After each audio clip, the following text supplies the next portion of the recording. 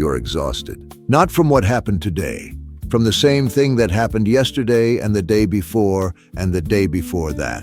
You have been managing it, not solving it. Welcome to the Stoic Compass. I am Epictetus, and today I am joined by Carl Jung and Lao Tzu. Today we are examining what is the real root of chronic stress and can it be removed? Let us begin with the obvious thing nobody wants to say. Chronic stress is not something that happens to you. It is something you are doing. Every single day you are making a choice, usually an unconscious one, to treat things outside your control as though they are your responsibility to fix. That is the engine. That is what keeps the machine running. You cannot remove the stress without first removing the illusion that feeds it. The illusion is this, that if you worry hard enough, long enough, the outcome will change. It will not. And until you see that, you will keep paying for something you are not buying. I would not be so quick to call it an illusion. What Epictetus is describing is real, but it is only the surface layer. The deeper question is why the person keeps choosing the worry even when they know, intellectually, that it changes nothing. That is not ignorance, that is compulsion, and compulsion has a source. I have sat with patients who could recite Stoic philosophy from memory and were still paralyzed by anxiety. The knowledge was not the problem. Something beneath the knowledge was driving the behavior. Until you go looking for that something, you are treating the symptom while the wound stays open. You are both starting from the same assumption, that the person is doing something wrong and needs to be corrected. But what if the stress is simply telling the truth? What if it is the most honest signal in the person's life, pointing at a mismatch between how they are living and what they actually are? You can call it an illusion, Epictetus. You can call it a wound, Jung. But before either of those framings becomes useful, the person has to be willing to hear what the stress is actually saying. Most people are not. They are too busy trying to make it stop. I'm not saying ignore it. I'm saying locate it precisely. What is the stress about? Trace it. Nearly every case of chronic stress I have encountered, in myself, in students, comes back to one thing. A person has handed authority over their inner life to something external. A reputation, an outcome, another person's judgment. And they are spending every waking hour trying to manage that external thing instead of recovering authority over themselves. That is not a wound, that is a posture. And postures can be changed the moment you decide to change them. Postures do not change by decision alone. That is the part you consistently underestimate. If it were that simple, the decision would have been made already. Why hasn't it? That is the real question. What I see, again and again, is that chronic stress is often an identity. The person is not just worried, they have become the worrier. The anxiety is doing something for them. It keeps them vigilant, which feels like control. It keeps them suffering, which sometimes feels like penance. It keeps them busy, which means they never have to sit still long enough to face what is actually underneath. The stress is not the problem. It is the solution the psyche has constructed for a problem it cannot bring itself to name. And yet people have lived without this kind of chronic exhaustion. Not because they solved the problem or excavated the wound, but because they were not at war with the nature of things. The stress does not come only from handing authority to the wrong thing, Epictetus, or from burying what cannot be faced, Jung. It also comes from insisting that things should be different from what they are. That is a very specific kind of effort, constant, invisible, and completely unproductive. You cannot press against the current forever and call it a strategy.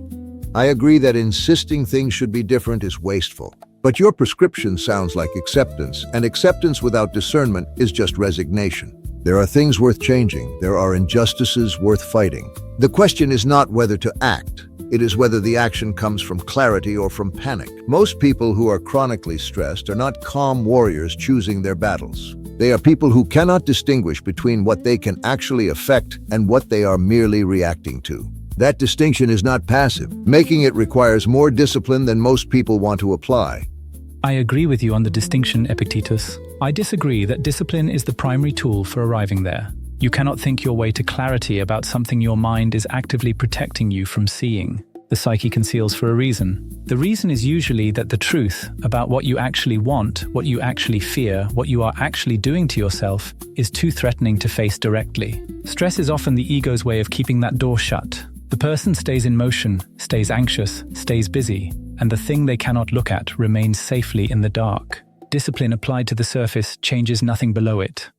You are both describing real things. But I notice you are both still treating the stress as a problem to be solved, one by discipline, one by excavation. What neither of you is sitting with is the possibility that the stress dissolves on its own when the person stops forcing. Not forcing a solution, not forcing understanding, just stopping the effort to make the situation into something it is not. I'm not saying do nothing. I am saying the doing that most people engage in around their stress is itself the mechanism that keeps it alive. The more they manage it, analyze it, push against it, the more firmly it roots. That is dangerously close to telling someone to float. The person who is chronically stressed does not need permission to float. They need a lever. Give them something to grab, a distinction, a practice, a line they can draw between what is theirs and what is not. Without that, what you are offering is mood, not method. I am not offering mood, I am pointing at a mechanism. The mechanism is this: forcing produces resistance, and the resistance is what the person is calling stress. It is not just a metaphor. Watch anyone who is chronically stressed, and you will see someone who is constantly in opposition to their circumstances, to other people, to themselves. The opposition is the exertion. Remove the opposition, and you have not removed the difficulty. You have removed the friction that turns difficulty into suffering. There is something in what Lao Tzu is saying that I want to bring forward because I think it connects to the unconscious dimension. When a person is in that constant state of opposition, fighting their circumstances, fighting themselves, what they are very often fighting is the part of themselves they have disowned. The shadow does not disappear when you refuse to acknowledge it. It generates pressure. That pressure looks like anxiety, chronic stress, irritability, the sense that something is always about to go wrong. What the person is defending against is not the external situation. It is an internal truth they have decided is unacceptable. So what you are both saying in different languages is that the stress is self-generated. Jung says it is generated by what you will not face. Lao Tzu says it is generated by what you will not stop pushing against. I say it is generated by misidentifying what belongs to you. All three of these may be true simultaneously, but they point to the same thing. The person is in a relationship with something that is not theirs to carry, and they have forgotten that they chose to pick it up. Forgotten, or never knew. Some people were handed the weight very early. They did not choose it consciously. They simply grew up carrying it and assumed that was what living felt like. Yes, and that is where the excavation becomes necessary, not as an intellectual exercise, but as a genuine confrontation with the origin. Where did this pattern begin? What was the original situation that trained the nervous system to stay on alert? The person who has been anxious since childhood is not making a philosophical error. They are living inside a template that was built before they had any language for it. You cannot correct a template you cannot see. Agreed, and I will grant that the origin matters for understanding. But at some point, at some specific moment, the question shifts. It stops being where did this come from and becomes what am I going to do today? The origin does not have to be resolved for the behavior to change. People change behavior before they understand it all the time.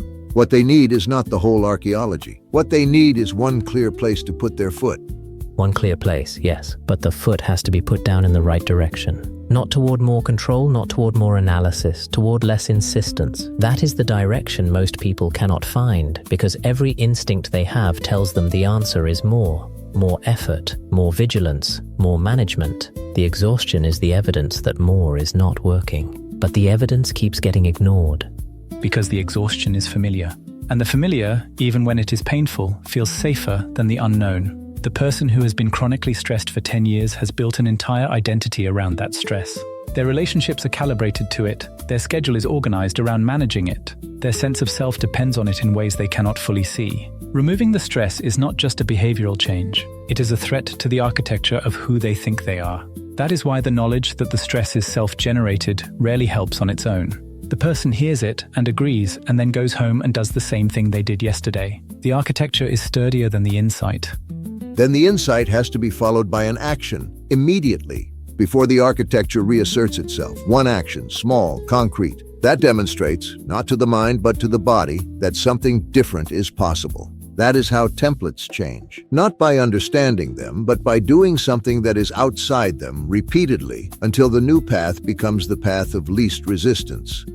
That action you are describing, Epictetus, it only works if it comes from stillness, not from strategy. If the person takes the action because they have decided to fix themselves, it is just another form of forcing. If they take it because they have genuinely, even briefly, stopped fighting, then the action has a different quality. It does not add to the load, it releases something. You have heard the argument from 3 directions. Now set the argument down. There is something simpler than all of it, and it is the only part you can actually use. Chronic stress has 1 root, not 10. 1. You have decided, somewhere below the level of words, that your peace depends on something you cannot control. Maybe it is how a project turns out. Maybe it is what someone thinks of you. Maybe it is whether everything holds together the way you need it to. Whatever it is, you have made it the condition for your own stability. And so every day you go to work managing that thing, protecting it, worrying about it, because somewhere inside you believe that if you stop, something terrible will happen. Here is what is actually true. The terrible thing is already happening. It is the stress itself. It is the exhaustion of that endless management. You are paying the price every single day for a form of control that does not work and has never worked. The removal is not passive. It is not surrender. It is a precise act of seeing.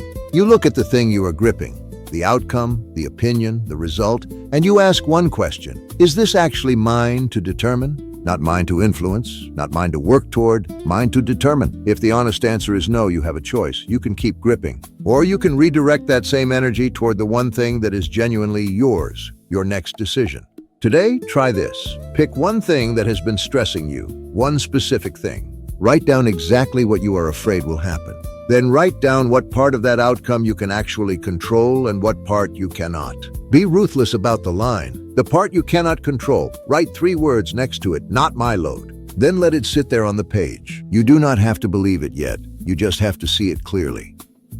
The stress does not live in your circumstances. It lives in the gap between what is and what you are insisting should be. Close that gap, not by changing the world, but by getting honest about what is yours to carry. You have been managing the wrong thing for a long time. That ends when you decide it ends, not when conditions improve. The conditions may never improve. You do not need them to. If today's conversation has served you, take it further. Pay Attention by C. Tribune. 12 Lessons in the Practice of Seeing Clearly. Available now on Amazon.